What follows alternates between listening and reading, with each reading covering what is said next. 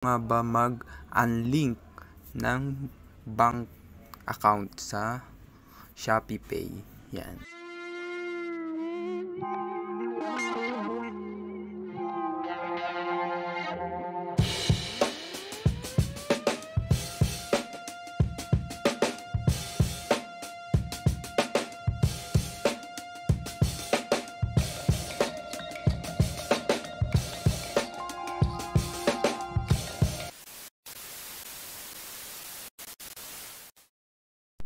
Hello guys! Welcome back to my YouTube channel. For today's vlog, ituturo ko sa inyo kung paano nga ba mag-unlink ng bank account sa Shopee Pay.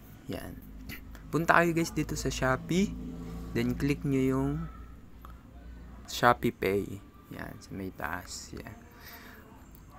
Then dito guys ay pag ako ay nagka-cash in ako guys dito, ay gamit ko ay bank transfer. Yan, pag nagkaka-deposit ako dito ng pera sa Shopee Pay. Then i-unlink natin para pag ginamit ng iba ay hindi ma-order o pumasok yung pera sa Shopee Pay. Then click nyo yung settings dito sa may Shopee Pay. Then pag nakarating na kayo sa Shopee Pay, click nyo yung link payment method. Yan.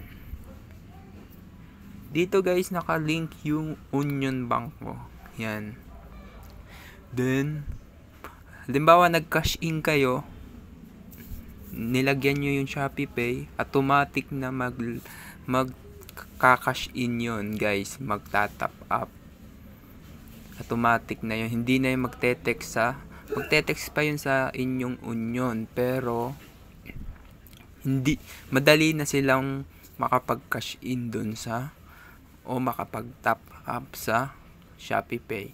Then para hindi magamit yung pera ninyo, i-unlink na lang natin. Click nyo yung unlink. Yan. Yan guys. Dito guys yan. Lalabas dito yung password. Yan. Password to guys ng Shopee. Lalagay ko lang guys. Yeah guys, nilagay ko na yung password ng Shopee ko. Guys, dapat tandaan nyo yung Shopee password ninyo guys. Yan. Naglo-loading lang guys at intayin lang natin. Yan. Nag-a-unlink na siya guys. Yan.